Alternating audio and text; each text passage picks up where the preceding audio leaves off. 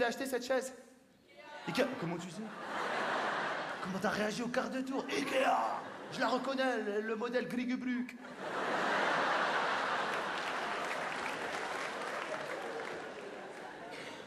Quoi, c'est les références chez Ikea.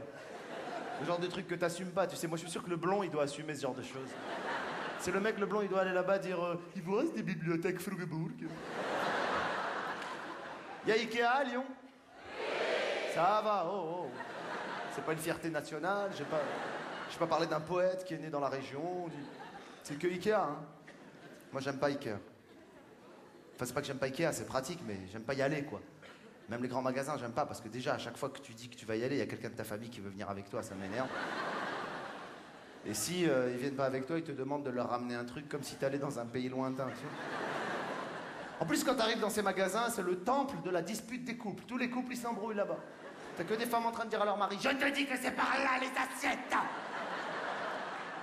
T'as que des mecs en train de dire à leur femme « Fais voir, ouais, prends-le, ça rentrera jamais, mais prends-le. »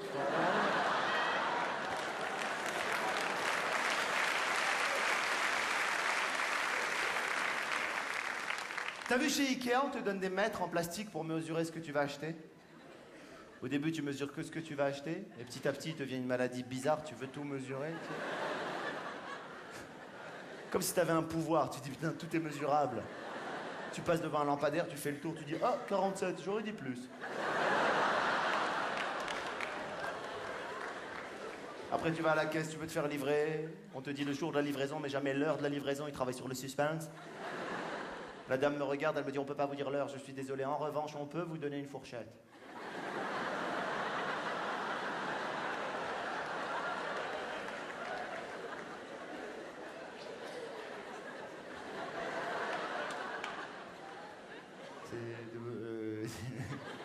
Je crois qu'on en avait déjà acheté chez vous. Je me rappelle. Mais non, enfin, monsieur, une fourchette, voyons.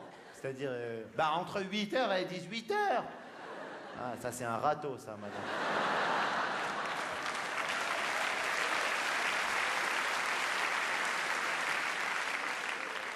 En plus, quand on te livre, il faut que tu montes le meuble toi-même.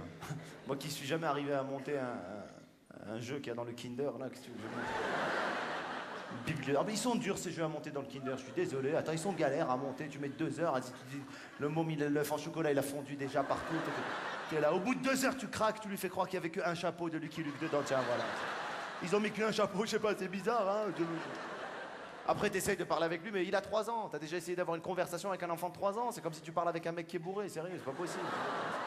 Je te jure, le mec il est là, il fait quand on m'a mis à la piscine, il disait mais à la cantine, et toujours un avion, mais les autres.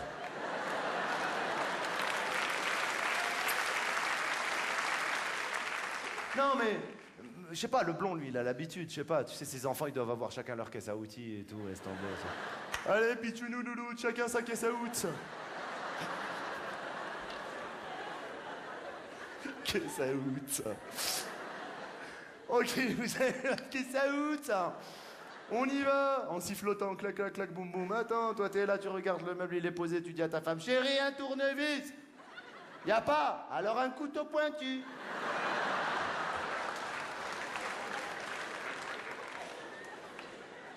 Lui, en sifflotant, il t'a monté la bibliothèque, il a mis les livres dedans, il en a lu 2. Toi, à chaque fois que tu montes une seule étagère, tu dis à ta femme, ah, tu as vu, alors, c'est moi ou c'est pas moi, hein? Après, tu lui dis, je vais manger, on continuera après.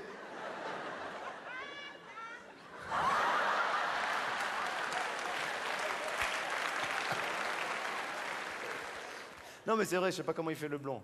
Lui, il monte sa bibliothèque et il passe à autre chose. Moi, quand j'ai fini de monter ma bibliothèque, elle tient debout, tout va bien. Mais il me reste toujours dans les mains une pièce. Tu la connais, cette pièce qui te reste à la fin, qui va nulle part dans le truc, dans le meuble, et que tu sais pas quoi faire avec, ça t'angoisse. Tu dis, mais si elle est là, c'est qu'il y a bien une raison.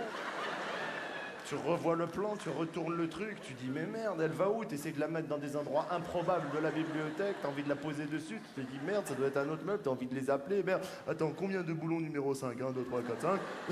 Combien de petits papillons numéro 8? Eh, mais ça c'est quoi? Eh ben cette pièce chez toi en général, elle va terminer dans le plat que tu as dans l'entrée. Dans lequel il y a plein de choses que tu sais pas quoi faire avec. Mais tu veux surtout pas les jeter, c'est très important. Dedans, t'as des trucs incroyables. T'as des petites clés de valises que les valises, tu les as plus, mais tu veux pas jeter les clés, c'est important. T'as un stylo, il écrit pas depuis 6 ans, il est là. Tous les jours, tu dis, non, pas celui-là, il écrit pas. Ah, c'est vrai, pardon. Ah, c'est vrai, il écrit pas, celui-là, c'est celui qui n'écrit pas. Il faut le laisser, faut pas toucher. T'as des numéros de téléphone sans le nom des gens.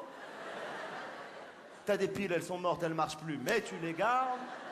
Et surtout, t'as des petits sachets avec des boutons que quand t'as acheté le costume, t'as dit, on sait jamais, je les mets là, dans ce plat.